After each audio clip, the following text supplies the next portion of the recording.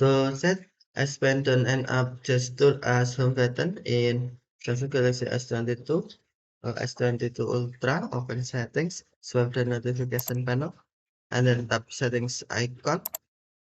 Scroll down settings screen, find advanced features, and then tap advanced features. Next, tap S Pen, and then select Air Actions. Select down and up pen gesture icon, and then select home.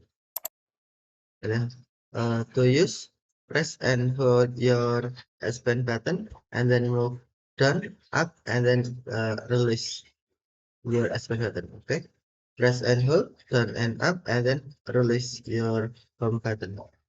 Oh, sorry, S Pen button. Okay, press and hold, press and hold. Sorry, press and hold up, down and up, and then release. Okay, thank you for watching. Have a nice day.